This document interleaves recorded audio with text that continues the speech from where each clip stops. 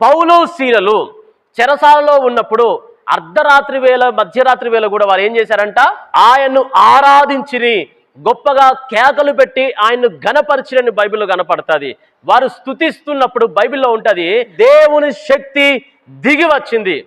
స్తుతి ఆరాధన ఊపర్ జాతి హే, ఆశీస్ లేకర్ నీచే ఆతి హే. దేవుని శక్తి క్రిందకి దిగింది, దేవుని యొక్క ప్రభావం క్రిందకి దిగింది. బైబిల్లో చూస్తా మహాభూకంపం కలిగినట్టుగా అయిపోయింది. అక్కడ కట్ చేస్తే ఆశ్చర్యం, వారికి ఉన్న సంఖ్యలన్నీ కూడా తెగిపోయాయి. చరిత్రకారులు చెప్తా ఉంటారు, వారికి ఉన్నటువంటి ఆ యొక్క బంధకాలు ఎలాంటివంటే 2 సంఖ్యలు వేసి వదిలేసేటువంటి వాళ్ళు కాదు, కాళ్ళకు బోండ వేసి బిగించేటువంటి వారు. అనగా ఒక లావుటి ఒక పెద్ద కర్ర, ఇది కింద ఒక కర్ర పైన ఒక కర్ర, వాటి మధ్యలో హోల్స్ ఉండేవి. సరిగ్గా ఆ హోల్స్ లో కాళ్ళను బిగించేటువంటి వాళ్ళు, ఆ పైనుంచి కర్ర పెట్టేసి స్క్రూలు వేసి బిగించేటువంటి వారు.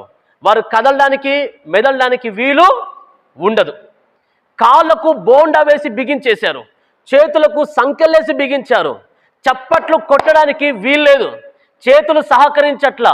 ఆరాధించడానికి నోరు వస్తుంది ఓకే, కానీ చప్పట్లు కొట్టడానికి చేతులు వారికి సహకరించట్లా, ఈ శబ్దం వారికి రావట్లా. అయినా చరిత్రకారులు చెప్తున్న విషయం ఏంటంటే, ఆ సంఖ్యలు ఏవైతే ఉన్నాయో బంధించబడిన ఆ సంఖ్యలనే అలా తాళముగా మార్చి, సంఖ్యలని తాళముగా మార్చి వారు చక్కగా ఊపుతూ ప్రభువుని ఆరాధిస్తూ ఉన్నారంట. దేవునికి స్తోత్రం. సంఖ్యలని తాళంగా అంటే అర్థం కాలేదు. సంఖ్యలని కంజరగా, ఎలా సంఖ్యలను ఒక కంజరగా మార్చుకొని చక్కగా కంజర వాయించినట్టుగా సంఖ్యలను ఇలా ప్లే చేస్తూ వారు ప్రభువుని ఆరాధిస్తూ ఉన్నారండి. మనకి చేతులు చక్కగా ఉన్నాయి, ఏ సంఖ్యలు మనకి వేయబడలా. కాళ్ళు చక్కగా ఉన్నాయి, ఏ బోండాలతో మన యొక్క కాళ్ళు బిగించబడలా. కానీ ప్రభువును ఆరాధించే విషయానికి వస్తే మాత్రం చాలాసార్లు వెనుకాడుతూ ఉంటాం. చప్పట్లు కొట్టండమ్మా అని చెప్పాల్సి వస్తుంది, మందిరానికి త్వరగా రండమ్మా అని చెప్పాల్సి వస్తుంది. ఏ బోండాలతో మనం బిగించబడ్డాం? ఏమీ లేవు. కానీ ఆలోచన చేయాలి, ఈరోజు మనము ప్రభువుని ఆరాధించడానికి ఎలాంటి ఇబ్బందులైనా సరే ఎదుర్కోవాలి. దేవునికి స్తోత్రం.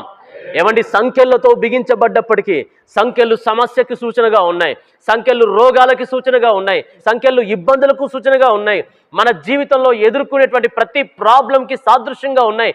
అలాంటి సంఖ్యలని పట్టుకొనే ఆరాధిస్తున్నారు, సంఖ్యలనే తాళంగా భావించి ఆరాధిస్తున్నారంటే మనకొచ్చిన సమస్యల్ని బట్టి మరింతగా మనం ప్రభువుని ఆరాధించాలి. మనకున్న సమస్యలను బట్టి మరింతగా ప్రభువుని మనం ఘనపరచాలి.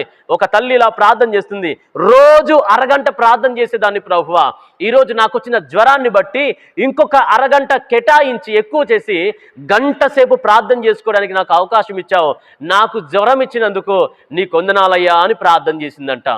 అలాంటి ప్రార్థనా పరులుగా ప్రభు మనల్ని మార్చాలి.